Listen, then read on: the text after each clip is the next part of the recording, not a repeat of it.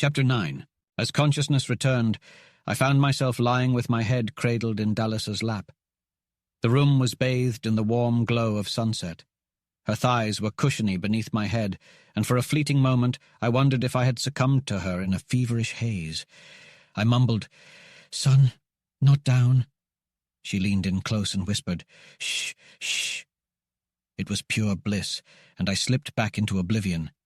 Then I felt something cool and wet against my lips. "Can you drink this?" she asked. I could, and I did. I couldn't taste it yet, but the sensation of the liquid trickling down my throat was heavenly. She gazed into my eyes, and I felt myself being drawn into those fiery, tempestuous depths. With a gentle touch, she traced the scars on my mouth. Suddenly my mind cleared, and I sat up straight. "Is this some sort of ploy to make me fold?" She recoiled as if I had struck her, but a small smile flickered across her lips. Yes, between us there was a battle. "I suppose you have every right to be suspicious," she said.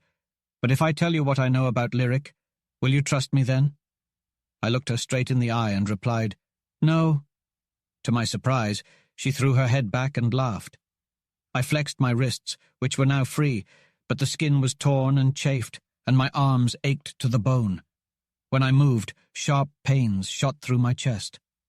"Well, until sunset, I have no right to ask you to trust me," Dallisa said once she had finished laughing. "And since you are bound by my command until the last ray has fallen, I command that you lay your head upon my knees." I flared up. "You're toying with me." "Is that my privilege? Do you refuse?" she asked. "Refuse?" It was not yet sunset. This could be a torture more complex than any I had yet experienced. From the fiery glint in her eyes, I could tell she was playing with me, like the cat things of the forest play with their helpless prey.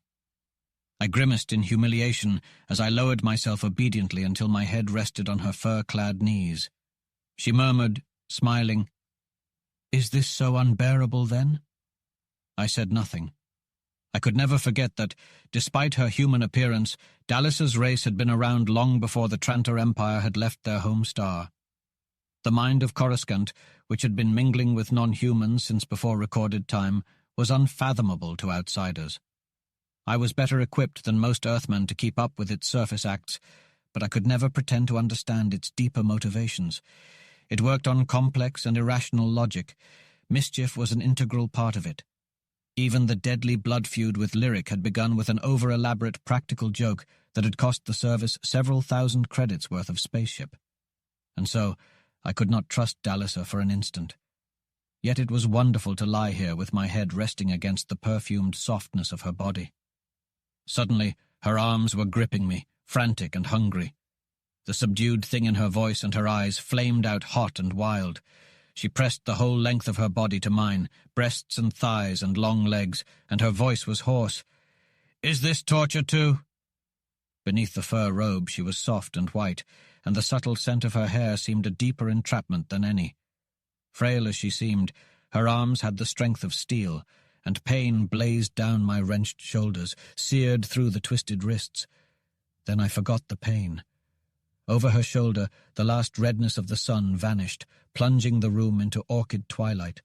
I caught her wrists in my hands, prizing them backward, twisting them upward over her head. I said thickly, "The sun's down." And then I stopped her wild mouth with mine. The battle between us had reached its climax, and victory was certain. Any question about who had won was purely academic.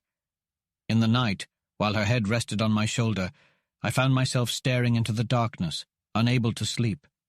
The throbbing of my bruises had little to do with my sleeplessness. I remembered other chained girls from the old days in the dry towns, and the honey and poison of them distilled into Dallas's kisses. Her head felt light on my shoulders, and she seemed insubstantial, like a woman of feathers. Through the slitted windows, I saw one of the tiny moons. I thought of my clean, bright and warm rooms in the Trantor Trade City, and all the nights I had spent pacing the floor, filled with bitterness and longing for the wind-swept stars of the dry towns, the salt smell of the winds, and the musical clashing of the walk of the chained women. With a sting of guilt, I realized that I had half forgotten Julie and my pledge to her and her misfortune which had freed me again for this. Yet I had won, and what they knew had narrowed my planet-wide search to a pinpoint. Lyric was in Charin. I wasn't altogether surprised. Charin was the only city on Coruscant, except for the Agam, where the Trantor Empire had put down deep roots into the planet, built a trade city, a smaller spaceport. Like the Agam, it lay within the circle of Trantor law and 1,000,000 miles outside it. Charin was a non-human town, inhabited largely by Chaks. It was the core and center of the resistance movement, a noisy town in a perpetual ferment. It was the logical place for a renegade. I settled myself so that the ache in my racked shoulders was less violent, and muttered, "Why Charin?" Slight as the movement was, it roused Dalissa. She rolled over and propped herself on her elbows, quoting drowsily, "The prey walks safest at the hunter's door." I stared at the square of violet moonlight, trying to fit together all the pieces of the puzzle, and asked half aloud, "What prey and what hunters?" Dalissa didn't answer. I hadn't expected her to answer. I asked the real question in my mind. Why does Curl hate Lyric Archer when he doesn't even know him by sight?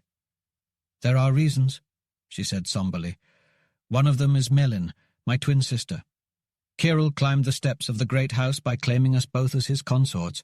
He is our father's son by another wife." That explained much. Brother and sister marriages, not uncommon in the dry towns, are based on expediency and suspicion, and are frequently, though not always, loveless. It explained Dallas's taunts, and it partly explained only partly why I found her in my arms. It did not explain Lyric's part in this mysterious intrigue, nor why Kirill had taken me for Lyric, but only after he remembered seeing me in Trantor clothing. I wondered why it had never occurred to me before that I might be mistaken for Lyric. There was no close resemblance between us, but a casual description would apply equally well to me or to Lyric. My height is not typical for a Trantor, but it is almost identical to Lyric's. We have the same build and coloring, and I have even copied his walk and mannerisms since we were young. If someone did not know us well, they could easily mistake one of us for the other. There are other strange occurrences that I cannot make sense of, such as the disappearance of a toy seller, Julie's hysterical babbling, and the mysterious toy maker that Dalissa and an old man taunted us about. I also cannot forget the eerie trading in the city of the Silent Ones. I know these pieces fit together somehow, but I doubt Dalissa can help me complete the puzzle. Dalissa suddenly spoke with a passion that surprised me. "Kirill hates Lyric because Lyric will compromise and because he'll fight. Race, our world is dying. We can't stand against terror, and there are other things, worse things." She trembled as she pressed herself against me in the darkness. I sat up, feeling the need to defend terror to this girl. After all these years, I was back in my own world. "The Trantors aren't exploiting Coruscant. We haven't abolished the rule of Shainsa. We've changed nothing." I explained that Terra held Coruscant by compact, not conquest. They paid for the lease of the lands where their trade cities would rise, and only stepped beyond them when invited to do so. "We let any city or state that wants to keep its independence govern itself until it collapses, Dalissa. And they do collapse after a generation or so. Very few primitive planets can hold out against us. The people themselves get tired of living under feudal or theocratic systems, and they beg to be taken into the Empire. That's all." Dalissa argued that Terra was killing the dry towns by offering them better opportunities, and that we should give them weapons to hold their slaves down. I shook my head. "We've kept the Trantor peace for centuries. What do you expect?" I reminded her that we have not forbidden the dry towns to come into the Empire and work with Terra. She replied bitterly, "Men like Kirill will die first," and buried her face in my chest. "And I will die with them." I couldn't break away like Melin did. Courage was not my strong suit. Our world was corrupt from the core outwards, and I was just as rotten. Today, I could have killed someone, yet here I am, held in your arms. Our world is corrupt, and I have no confidence that the new world will be any better. I placed my hand under her chin and gravely looked down at her pale face in the darkness. There was nothing I could say that she hadn't already said truthfully. I had yearned for this moment, but when it came it tasted salty and bloody like Dallas's despairing kisses. She traced the scars on my face with her fingers before gripping my wrists fiercely. "You will not forget me," she said in her lilting voice. "You will not forget me, even though you were victorious." She twisted and lay looking up at me, her eyes faintly glowing in the darkness. I knew she could see me clearly.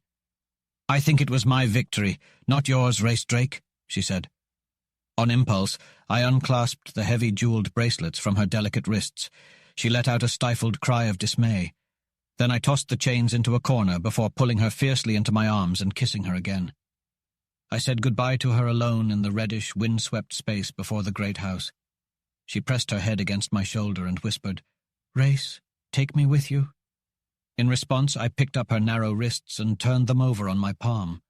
The jeweled bracelets were clasped around the thinly boned joints again, and she had shortened the chains so she couldn't even put her arms around me.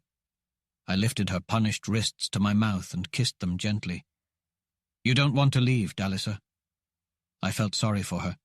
She would go down with her dying world, proud and cold, with no place in the new one. She kissed me, and I tasted blood. Her thin, fettered body strained against me, and she was shaken with convulsive sobs. Then she turned and fled back into the shadow of the great dark house. I never saw her again.